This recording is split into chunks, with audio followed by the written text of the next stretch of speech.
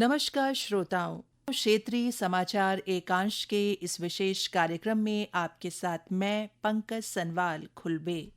श्रोताओं, आज़ादी का अमृत महोत्सव कार्यक्रम के अंतर्गत आज़ादी के आंदोलन में हमारे स्वतंत्रता संग्राम सेनानियों के योगदान और उनके बलिदान की प्रेरक कहानियों से नई पीढ़ी को रूबरू कराने के लिए आकाशवाणी ये विशेष श्रृंखला प्रस्तुत कर रहा है। आइए सुनते हैं आज़ादी के अमृत महोत्सव पर इस विशेष कार्यक्रम की आज की ये कड़ी, आज़ादी का सफर आकाशवाणी के संग। आजादी का अमृत महोत्सव।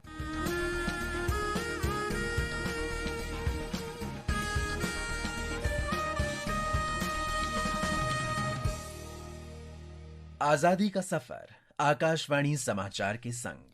भारत का गौरवशाली स्वतंत्रता संघर्ष आधुनिक विश्व के महानतम स्वाधीनता संघर्षों में एक है।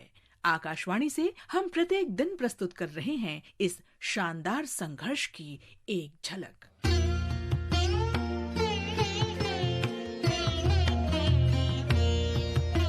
सुरेंद्रनाथ बनर्जी ने 26 जुलाई 1876 को इंडियन एसोसिएशन की स्थापना की। भारतीय संघ कांग्रेस से पहले के संगठनों में सबसे शक्तिशाली संगठन यही था।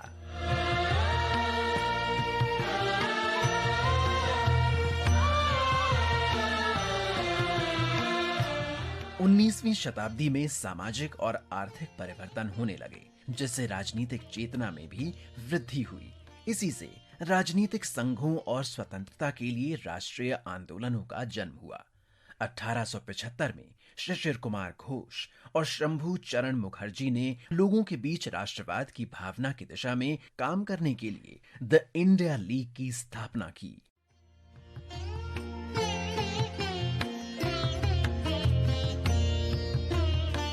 हालांकि लीग का विघटन हो गया और बाद में सुरेंद्रनाथ बनर्जी ने 26 जुलाई 1876 को अपने दोस्त आनंद मोहन बोस के साथ इंडियन एसोसिएशन की स्थापना की। इसे साझा राजनीतिक आकांक्षाओं के आधार पर भारतीय लोगों की एकता के लिए बनाया गया था। इसने 1877 में भारतीय सिविल सेवा परीक्षा के लिए उम्मीदवारों के लिए आयु सीमा में कमी पर आपत्ति प्रकट की थी। एसोसिएशन ने इंग्लैंड और भारत में एक साथ सिविल सेवा परीक्षाओं के साथ साथ उच्च प्रशासनिक पदों के भारतीयकरण की वकालत की। इंडियन एसोसिएशन ने दमनकारी शस्त्र अधिनियम और वर्नाक्युलर प्रेस अधिनियम को निरस्त करने के अभियान का भी नेतृत्व किया।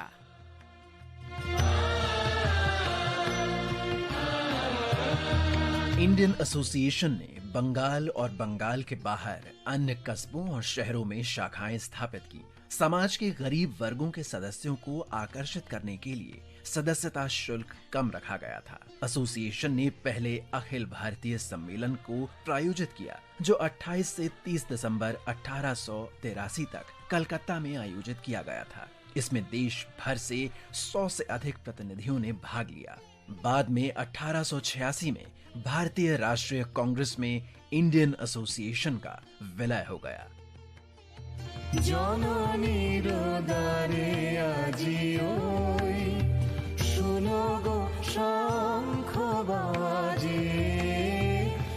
आज हम स्वतंत्रता सेनानी मालती देवी चौधरी का भी स्मरण कर रहे हैं। उनका जन्म 26 जुलाई 1904 को बिहार में हुआ था। मालती देवी गुरुदेव रविंद्रनाथ ठाकुर और महात्मा गांधी से बेहद प्रभावित थीं। शांति निकेतन में पढ़ाई के दौरान वे अपने भावी पति से मिलीं और वे दोनों वर्तमान ओडिशा में स्थानांतरित हो गए।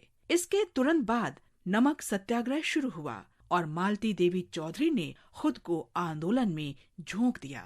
उन्होंने जमींदारों और साहूकारों के खिलाफ कृषक आंदोलन में हिस्सा लिया।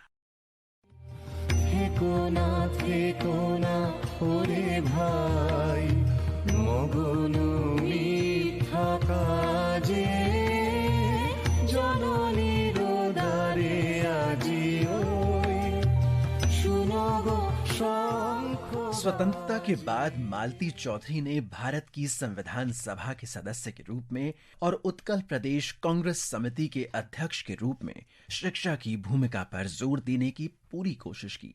उन्होंने विशेष रूप से ग्रामीण पुनर्निर्माण में वयस्क शिक्षा पर बल दिया। वो आचार्य विनोबा भावे के भूदान आंदोलन में भी शामिल हुईं। 15 मार्च 1998 को मालती देवी चौधरी का निधन हो गया। भारत की महान बेटी को आकाशवाणी समाचार का शत शत नमन।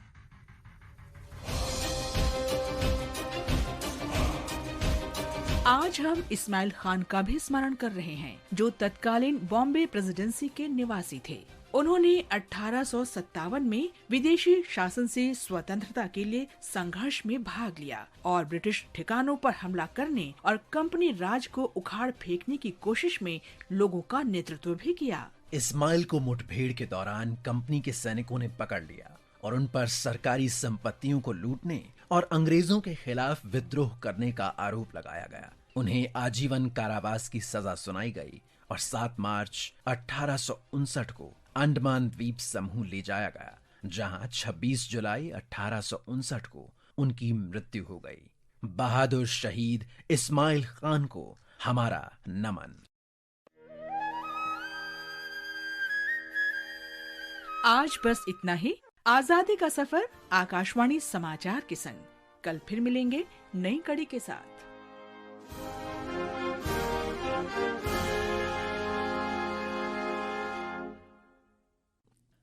श्रोताओं, अभी आप सुन रहे थे स्वतंत्रता संग्राम सेनानियों के योगदान और उनके बलिदान की प्रेरक कहानियों पर आधारित ये विशेष कार्यक्रम आजादी का सफर आकाशवाणी के संग। श्रोताओं, राष्ट्रव्यापी टीकाकरण अभियान के अंतर्गत अब तक 201 करोड़ 99 लाख से अधिक कोविड टीके लगाए जा चुके हैं। स्वस्थ होने की दर 98% से अधिक है। वहीं श्रोताओं, प्रदेश में आजादी का अमृत महोत्सव के अंतर्गत सरकारी टीकाकरण केंद्रों पर 75 दिन का कोविड रोधी टीकाकरण शिविर चल रहा है। राज्य में 1 करोड़ 86 लाख से अधिक टीके लगाए जा चुके हैं। इनमें 9 लाख बूस्टर डोज शामिल हैं। शिविर में 18 से 59 आयु वर्ग के लोगों को निःशुल्क बूस्टर डोज दी जा रही है। श्रोताओं, राष्ट्रमंडल खेलों का आयोजन बर्मिंघम में 28 जुलाई से किया जा रहा है। भारतीय खेल प्राधिकरण साई ने बर्मिंघम राष्ट्रमंडल खेलों में भाग ले रही टीम इंडिया का उत्साह बढ़ाने के लिए एक नई पहल क्रिएट फॉर इंडिया शुरू की है। प्रतिभागी अपनी रचनात्मक प्रविष्टियां #CreateForIndia और #CheerForIndia पर 26 जुलाई यानी आज तक भेज सकते हैं। श्रोताओं, राष्ट्रमंडल खेल 28 जुलाई से शुरू होकर 8 अगस्त तक चलेंगे। आकाशवाणी समाचार के स्पोर्ट्स स्कैन कार्यक्रम ने टीम इंडिया को चीयर करने और खिलाड़ियों के उत्साहवर्धन के लिए राष्ट्रमंडल खेल क्विज आकाशवाणी समाचार के साथ की शुरुआत की है। सुनिए राष्ट्रमंडल खेल क्विज आकाशवाणी समाचार के साथ रोजाना शाम 7:20 पर। इसमें हिस्सा लेने के लिए आपको देना है कॉमनवेल्थ गेम्स पर पूछे गए एक आसान सवाल का जवाब। आप अपना जवाब ईमेल कर सकते हैं। पता है airsportscan@gmail.com। विजेता की घोषणा अगले दिन स्पोर्ट्स स्कैन और समाचार बुलेटिन्स में की जाएगी। इसे Twitter handle @AIR News Alerts पर भी फ्लैश किया जाएगा। विजेता को टीम इंडिया की एक जर्सी भी दी जाएगी। तो देर किस बात की, सुनिए स्पोर्ट्स स्कैन प्रतिदिन शाम 7:20 पर FM गोल्ड 100.1 मेगाहर्ट्ज और हमारे YouTube channel news on AIR official पर। इसी के साथ श्रोताओं, हमारा आज का ये विशेष कार्यक्रम यहीं पर समाप्त होता है। नमस्कार।